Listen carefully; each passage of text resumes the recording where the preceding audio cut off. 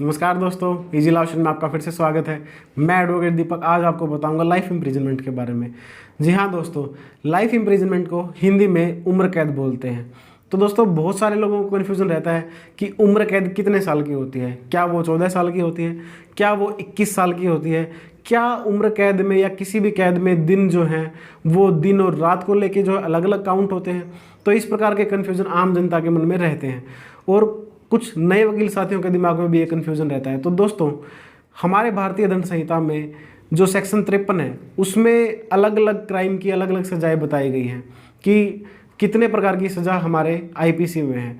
तो सबसे पहली सज़ा वहाँ पे जो बताई गई है वो डेथ पेनल्टी है। जी हाँ दोस्तों, जिसे फांसी बोलते हैं हिंदी में, वो सबसे पहली सज़ा वहाँ पे बताई गई है जो रेयरेस्ट ऑफ रेयर केसेस में दी जाती है। उसके बाद जो है डेथ पेनल्टी के बाद लाइफ इम्प्रिजनमेंट का प्रावधान है कि भाई जहाँ जिसको डेथ पेनल्टी नहीं दी जाती और लाइफ इम्प्रिजनमेंट जहाँ जिसको दी जाती है तो उसको ताउम्र का जो है कैद में रखने का प्रावधान है। उसके बाद जो है इम्प्रिजनमेंट के बारे में बताया गया है कि भाई इम्प्रिजनमेंट जो है रिग्रेस हो सकती है और सिंपल हो सकती है।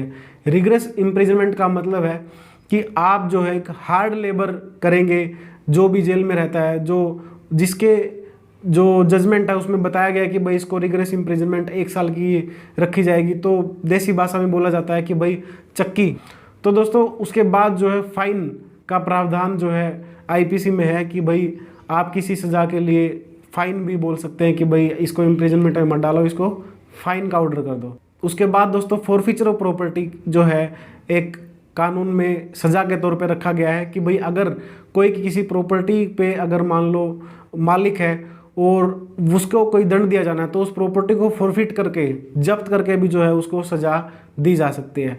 अभी सरकार ने एक और नया कानून बनाया है कि भाई अगर कोई एजिटेशन में कोई नुकसान करता है, कोई हुड़दंगबाजी करते हुए किसी प्रॉपर्टी को नुकसान पहुंचाता है तो उस प्रॉपर्टी का नुकसान जो है उसकी प्रॉपर्टी से जो है फॉरफिट करके उसको पूरा किया जा सकता है। उसके बारे में हम बाद में एक डिटेल वीडियो बनाएंगे। अभी के लिए हम शुरू करते हैं हमारा आज का टॉपिक। दोस्तों लाइफ इम्प्रिजनमेंट का मतलब लाइफ इम्प्रिजनमेंट ही होता है, ताउम्र ही होता है।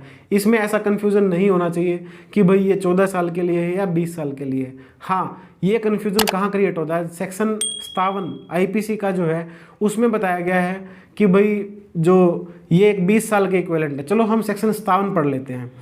दोस्तों सेक्शन 57 कहता है fractions of terms of punishment in calculating fractions of terms of punishment imprisonment for life shall be reckoned as equivalent to imprisonment for 20 years। तो दोस्तों आप अगर ध्यान से पढ़ेंगे तो यहाँ पे जो वर्ड है shall be reckoned as equivalent, equivalent word है। तो इक्विवेलेंट का मतलब यहाँ पे है कि भाई अगर कहीं भी जो अगर लाइफ इम्प्रिजनमेंट को कैलकुलेट करना पड़ जाए, क्योंकि देखो कोई जो है क्राइम करता 20 साल की उम्र में, कोई इंसान जो है क्राइम करता 40 साल की उम्र में, तो अगर उसकी लाइफ इम्प्रिजनमेंट की जो ड्यूरेशन है उसको कैलकुलेट करना है तो उसको 20 साल माना जाएगा। वो कहाँ कैलकुलेट करना पड़ता है, तो अगर जहाँ कहीं भी कैलकुलेशन अगर करनी है तो उसको 20 साल माना जाएगा, लेकिन एक्चुअल में वो लाइफ इम्प्रिजनमेंट ही रहेगी। उस कैदी को ताउम्र सज़ा काटनी पड़ेगी जब तक सरकार उसकी सज़ा को कम्यूट नहीं करती है। तो इस वीडियो में आपने जाना दोस्तों कि लाइफ इम्प्रिजनमेंट का मतलब लाइफ इम्प्रिजनमेंट ही होता है। तो अगर आपको वीडियो में जानकारी सही लगे तो वीडियो को लाइक करना, चैनल को सब्सक्राइब करना ना भूलें।